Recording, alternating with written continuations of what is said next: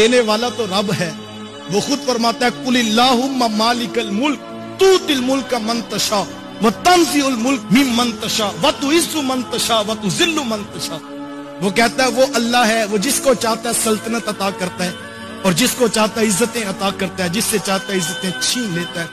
साहिब अगर मन तशा का मफहूम समझ आ जाए तो फिर इंसान अपने भाई से उलझ नहीं सकता।